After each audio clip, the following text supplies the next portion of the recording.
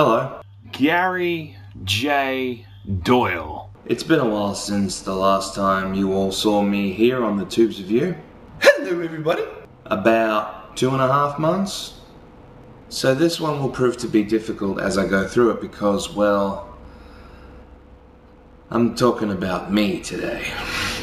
It may be a bit jumbled, but I got my laptop over here with some big font so I don't screw up. This video is going to be heavily edited. You might see me look over at the laptop, but I'm going to try and not do that. Fingers crossed.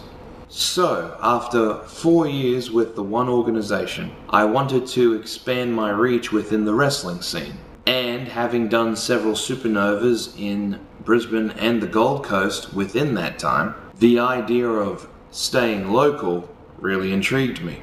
So, after the Gold Coast Supanova in April of 2016, I got onto some people explaining that I was interested in getting into Queensland wrestling. And on May 7, 2016, I participated in my first pro wrestling event in Queensland outside of Supanova, the Australian Wrestling Alliance's Grindhouse Wrestling. The Luchadors awaken. And immediately things picked up for your old pal Gaza. The following week, I did Venom Pro Wrestling. I eventually got started with UPW, BCW/LVW. I even did Chaos City. All the while heading down the NS dub and doing AWF, the promotion where I got my start, as often as I could, and still doing Supanovas on top of all of that. Just as quickly as things started rolling, the bubble burst. Over time, I kept making mistakes. Minor ones that really ate away at me and got me second guessing myself. This would continue, ultimately getting worse, when I began ring announcing for AWA in July of 2017. Within a year of starting that, I was done. I was overthinking things and never truly got around to getting out what was troubling me to anyone. In here, I didn't know who I could trust, and it ultimately became too much keeping it all to myself. I didn't believe I had what it took anymore.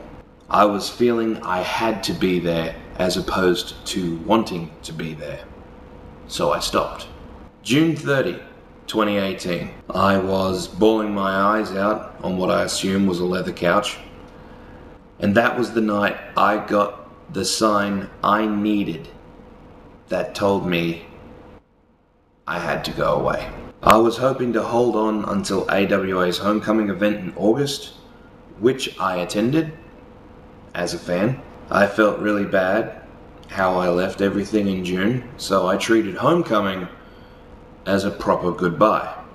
Right before I left, I made sure the last guy I bid farewell to was the guy who gave me the green light to do that first show with AWA over 2 years prior. And with the exception of a one-match appearance, #donning the stripes, at Brisbane Supanova last year, that was it. Since I left pro wrestling, some things have changed in the last 9 months. And some things haven't. You see, I prefer to be alone, which, trust me, I know is both a good thing and a bad thing. I'm trying not to let the back of my head take over and dictate every little step. I've tried real hard not to let it overwhelm me. It has come close several times since June, but somehow I keep going. It hurts that much more nowadays, especially since I'm seeing someone. We've been dating now since November, and I very nearly screwed that up in January, the day before my birthday, no less. Slowly but surely, things have turned around. And yeah, there have been times where things have come my way and made me want to give up all over again, but somehow somehow I keep going. In that time, I've attended a couple of AWA events, 2 of them with my lady, and there have been a few of the guys asking me if or when I'm coming back. I honestly don't know, would be my response. It's strange. For years, I thought it was impossible that a guy like me would ever make anything of himself, let alone get into the business of professional wrestling. For as long as I was in it for, I did everything I possibly could to keep hold of it, saying multiple times it was the only thing I had that kept me from going, say it with me now, completely bonkers insane. But outside sources, Centrelink being a major contributor, kept chipping away at me, adding to the dark cloud looming over my head, and eventually I threw up the proverbial white flag. After asking a bunch of questions, which answers I gave have been reworded here, my girlfriend suggested I do this video. And I was gonna do it. Maybe not quite like this one, and to be honest, I don't know when, but I was going to do it. In addition to that, some people that I met through my travels as a striped-shirted, mustachioed individual, but hadn't contacted in forever, I've recently reconnected with. Oddly enough, while doing the thing that took over the wrestling bug for me, karaoke. I don't want to become bitter and lonely. I want to be better and whatever antonym I can't think of right now for lonely. I see that Gold Coast Supanova is coming up soon, in about 2 weeks if I'm not mistaken. Oh, there is also TFIF at the zoo on April 5th.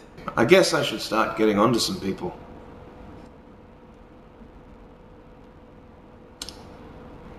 And I will be at the zoo on the 5th of April. I will be at Gold Coast Supanova the following weekend. I will be your oh so humble porno ref once again. Sadly, sans mustache. My apologies. I would like to use all of that as a test to see whether or not I want to get back into wrestling again fully. Maybe it's another one-time deal. Maybe it's the beginning of a potential comeback. Who knows? I obviously don't. In closing, all I can say for certain is I'm petrified, I'm excited, and I'm focused. All at once. And regardless of what the result may be, good things have and will hopefully continue to come my way. Until next time, it's bye for now.